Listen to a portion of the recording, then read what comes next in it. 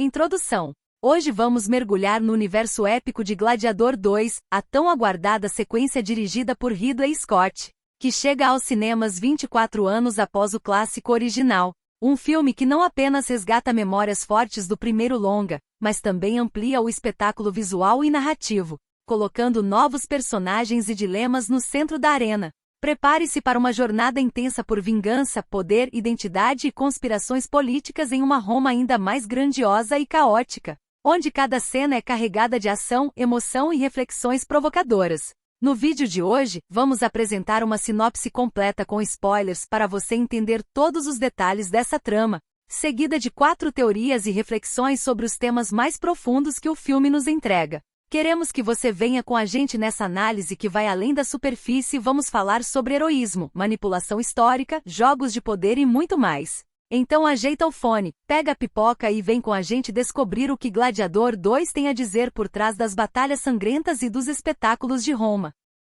Sinopse completa, alerta de spoilers. Lucius Verus, filho de Lucila e neto do imperador Marco Aurélio, vive há anos escondido sob o nome de Anno na Numídia, uma província do norte da África. Desde que foi enviado para longe de Roma após a morte de Maximus Decimus Meridius e a queda de Commodus, ele cresceu como um homem comum, casou-se com Aricha e vive em paz até que o exército romano, liderado pelo general Marcus Acacius, invade a região. Durante o ataque, Aricha é assassinada e Anno, junto com outros locais, é capturado e levado como prisioneiro para Roma. Anno, porém, não é apenas um escravo qualquer. Ele logo chama a atenção de Macrinus, um antigo escravo que ascendeu ao poder como mercador de gladiadores, tornando-se uma figura poderosa e influente. Macrinus compra Anno para sua equipe de gladiadores, e percebendo sua força e fúria, aposta nele como sua nova estrela.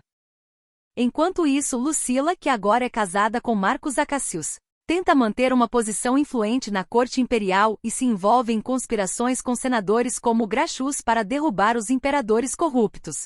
Ela reconhece Anno como seu filho perdido, Lucius, mas ao tentar se aproximar, é rejeitada por ele, que a culpa por seu exílio e pelas tragédias de sua vida. Apesar disso, Lucila continua a planejar um levante, acreditando que Lucius é a chave para restaurar Roma. Na capital, Anno é jogado em arenas de combate como escravo, enfrentando desafios brutais, como lutas contra babuínos, rinocerontes e até tubarões em batalhas navais encenadas no Coliseu, uma exibição de espetáculos que os imperadores irmãos Geta e Caracalla promovem para distrair o povo das crises do império.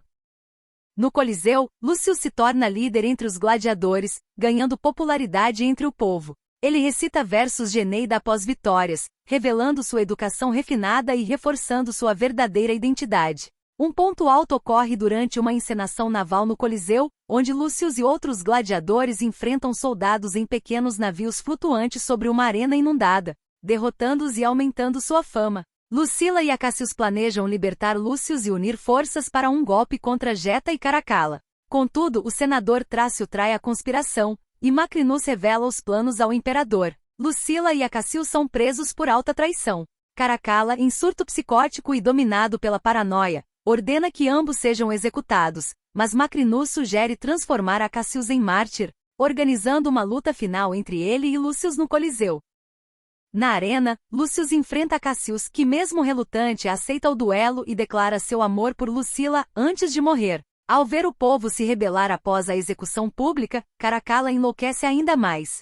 Manipulado por Macrinus, ele mata seu próprio irmão Geta, acreditando que isso apaziguaria a revolta. Macrinus, por sua vez, assume o comando da Guarda Imperial e das legiões, exibindo a cabeça decapitada de Geta no Senado e consolidando sua ascensão ao poder. Enquanto isso, Lúcius envia Ravi, o médico dos gladiadores, com o anel imperial até as legiões leais a Acacius, convocando-as para o confronto final. Macrinus ordena a execução pública de Lucila e outros conspiradores no Coliseu para instigar ainda mais o caos.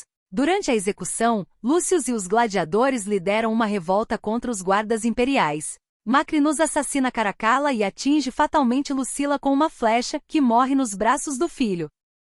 Macrinus foge para a antiga vila de Maximus, onde é confrontado por Lúcius diante dos dois exércitos.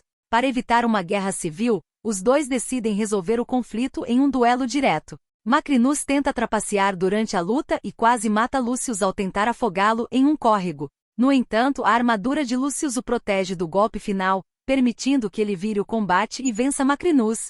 Após derrotá-lo, Lucius revela sua verdadeira identidade como herdeiro imperial diante das tropas, encerrando o ciclo de vingança e assumindo seu lugar de direito como sucessor de Marco Aurélio e Maximus. Reflexões e teorias. O mito de morrer pelo país ou império. O filme Gladiador 2 nos leva a questionar o verdadeiro peso do sacrifício pessoal em nome de uma pátria ou império. Lucius, movido por traumas pessoais e por uma herança familiar de honra, acaba mergulhado numa luta que, à primeira vista, parece ser pela salvação de Roma. Mas Roma, tal como representada no filme, está entregue ao caos, à tirania de imperadores sádicos e aos jogos de poder que só beneficiam a elite política e os ricos. O povo comum, gladiadores, soldados, servos, luta essencialmente para sobreviver. Essa reflexão dialoga com o mundo real. Quantos soldados, ao longo da história, realmente empunharam armas por amor à pátria e não apenas por dever imposto, medo, fome ou falta de opção? É raro que o povo genuinamente lute pelo bem abstrato de uma nação. Normalmente, são os líderes e aristocratas que moldam os discursos para justificar guerras, repressões e jogos políticos. No Coliseu, enquanto Lucius arrisca a vida em nome de uma Roma ideal, percebemos que ele está rodeado por figuras que veem tudo como espetáculo ou oportunidade de lucro. A devoção heroica ao país torna-se, portanto, uma farsa perigosa. A pátria pela qual muitos morrem não é a mesma que os poderosos lucram e governam. Essa dissonância nos convida a olhar para o presente e perguntar: quando ouvimos apelos ao nacionalismo, quem realmente ganha e quem sempre paga o preço? O perigo das reconstruções históricas. Uma das imagens mais impressionantes do filme é a naumaquia, a batalha naval encenada no Coliseu, com a arena alagada e gladiadores lutando em pequenas embarcações, até mesmo contra tubarões. Embora registros históricos mencionem essas batalhas, o filme ilustra o perigo de levar reconstruções históricas ao pé da letra. Muitas vezes temos apenas uma fonte, um relato ou uma inscrição que pode ter sido exagerada, inventada ou escrita para enaltecer governantes e exaltar a grandiosidade de Roma. O espetáculo no Coliseu, portanto, é também um símbolo de como a história pode ser moldada ao gosto do poder, tanto no passado quanto nas produções cinematográficas atuais. A reflexão aqui é: o quanto sabemos de fato sobre o passado? Ao assistir a essas reconstruções, corremos o risco de acreditar em imagens espetaculares e esquecer que boa parte delas pode ser ficção misturada com fato. Um único cronista poderia ter aumentado os feitos de um imperador para garantir seu lugar na corte. Arqueólogos e historiadores modernos podem ser induzidos a seguir interpretações alinhadas a narrativas populares ou mediáticas. O Coliseu alagado nos lembra que a história sempre carrega sombras de incerteza e que devemos consumir essas reconstruções com espírito crítico, evitando transformar interpretações em verdades absolutas.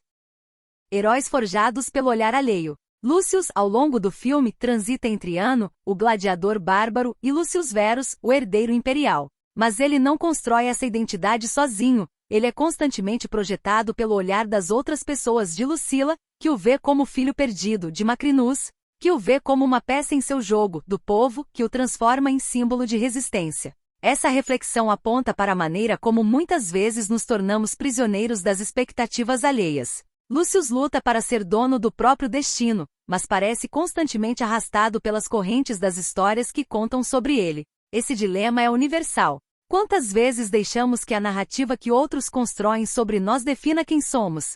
O filme nos faz pensar sobre o peso que as projeções coletivas têm na vida individual. No final, Lucius precisa escolher: ele será o gladiador vingativo ou o herdeiro redentor? Ou talvez ele nunca tenha a chance de escolher de fato, pois já está afundado no mar de expectativas, memórias e projeções. A pergunta que fica é: somos heróis por mérito próprio ou porque o mundo precisa de heróis para acreditar?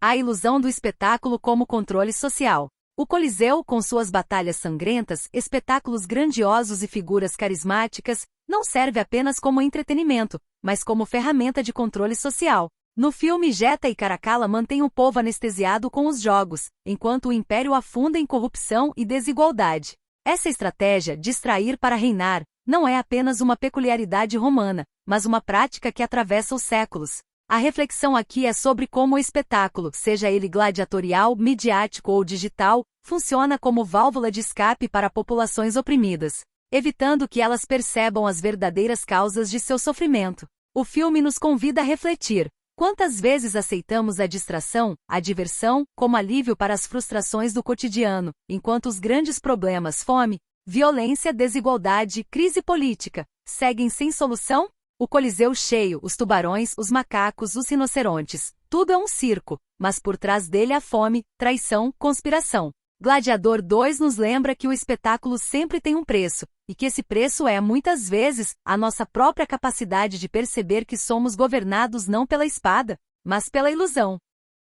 Conclusão. Gladiador 2 é, acima de tudo, uma experiência cinematográfica intensa que mistura espetáculo, política, memória e questionamento. Apesar de suas imperfeições e das comparações inevitáveis com o filme original de 2000, ele consegue abrir espaço para discussões profundas sobre identidade, sacrifício, poder e história. Lucius Verus não é apenas um herdeiro perdido ou um guerreiro sedento por vingança, ele representa um homem dividido entre o que o mundo espera dele e quem ele realmente é, dentro de uma Roma que oscila entre grandiosidade e ruína. O filme nos convida a refletir sobre as armadilhas do heroísmo e sobre como, muitas vezes, os grandes impérios se sustentam não por força, mas por ilusão e espetáculo. E aí, você também se pegou pensando nessas questões durante o filme? Conta pra gente aqui nos comentários. Qual foi a cena que mais te marcou e o que você achou do final? Não se esqueça de deixar seu like, compartilhar esse vídeo com quem também curte cinema épico, se inscrever no canal para não perder nossos próximos conteúdos e ativar o sininho para receber todas as notificações. Seu apoio é fundamental para continuarmos trazendo análises e reflexões como essa. Até o próximo vídeo!